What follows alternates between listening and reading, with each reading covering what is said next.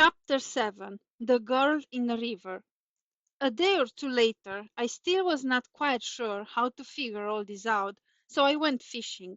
Normally, I would have gone with Jamie Goldstein or some of the other guys, but Jamie was working for his dad on that particular day, and I really didn't think I wanted to talk to anyone else. Not even Cake Baker. She was the one who'd started so many of these new thoughts swirling around in my head in the first place.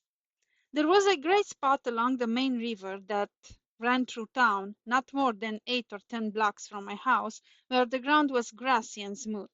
We could throw in a line, prop up our poles and rocks with the thick ends stuck in little holes we'd gouge out of the ground, and wait for something to bite. A nice big perch or a bass, if we were lucky. That left a lot of time for talking and fuzzing around with the guys, or for thinking about whatever was on your mind if you were alone. It took me a little while to dig up some bait and get my pole together.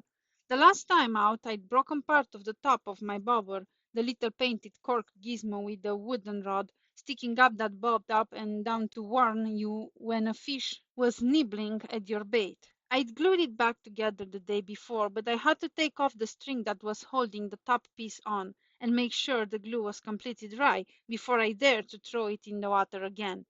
It was probably 2 o'clock in the afternoon before I got to our usual place and settled down.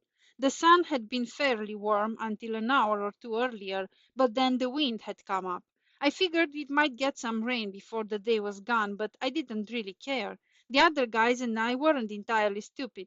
The spot we'd picked out had lots of late afternoon shade from 2 big trees that stood right on the bank. At that time of the year their leaves were also thick enough to keep us fairly dry if we stayed close to the trunks when it rained. And yes, I know you're not supposed to hide under a tree in a storm, but the thing is, we knew we could always run across the road and get under a roof that had a huge metal lightning rod on top if the lightning ever got too fierce. Because beyond our 2 trees was an unpaved road, and straight across the road was a blacksmith shop attached to a livery stable where they kept the doors open all day during the summer to let the fresh air in. It was run by one of my dad's friends, a guy named Jude Mason. He took care of the small carriage my family owned, along with shoeing our horse and checking him out whenever he seemed a little less ready to go than usual. The ground itself, sloping down from the trees toward the river, was smooth and completely covered with grass for 10 or 15 feet. Then it turned into dirt and dropped almost straight down for about 6 feet to the surface of the water. As a younger kid, I'd been warned many times to stay away from the edge until I finally learned to swim. Or at least that's what I called it. I could paddle myself down to the bottom and up to the surface, but I wasn't exactly an expert at any of the basic strokes.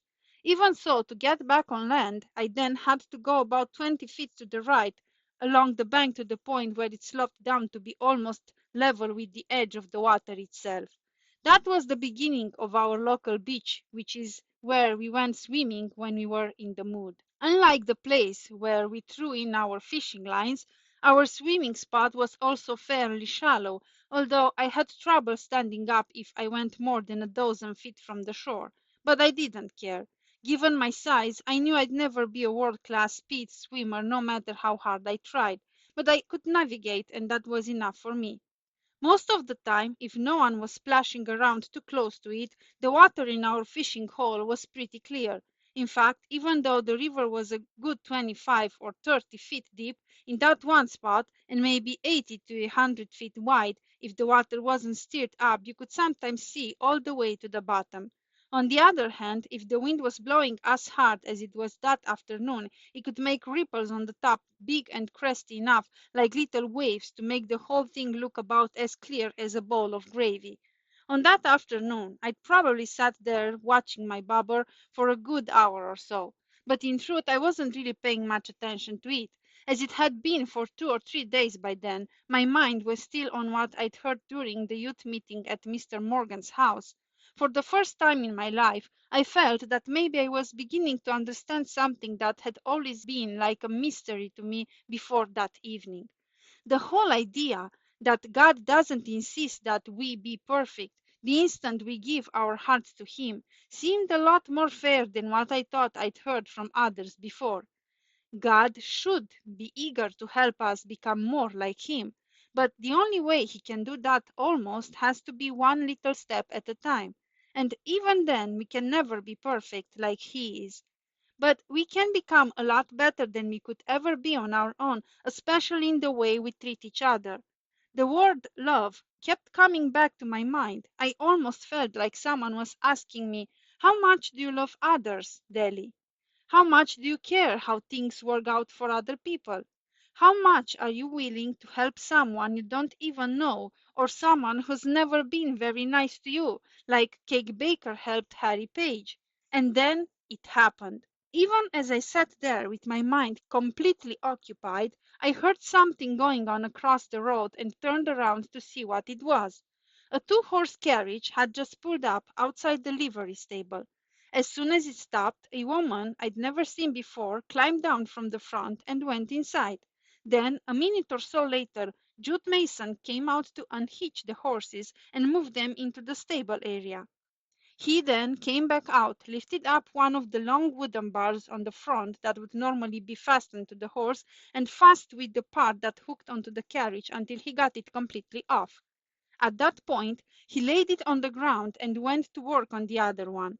I figured he must have intended to replace them both or do some kind of work on each one. Once they were off, he picked them both up together, carried them into his shop, and then walked back outside around the main building until he moved out of sight behind it. In a few seconds, I heard another door slam, and that's when it happened. Exactly what the "it" was I couldn't say because I had turned back to my bobber by then. I figured that everything interesting had already occurred, but there was a definite slope leading from the stable doors and across the road to the river bank.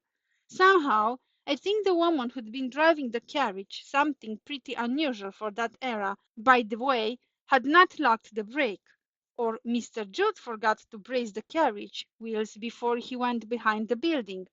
Either way, once the two hitching bars were no longer there to drag on the ground, there was nothing to stop the carriage from rolling backwards, or to even slow it down. A strong gust of wind might have been all it took to get it started. A few seconds later, I heard someone scream and I spun around again, but by that time the carriage had picked up speed and was already halfway across the road, and it seemed to be moving faster with every fraction of a second. No, stop it! Stop it! My baby's inside! I left my little girl inside. The same woman who'd driven up a few minutes earlier came running toward me from across the road, skirts pulled up and hair flying in the wind.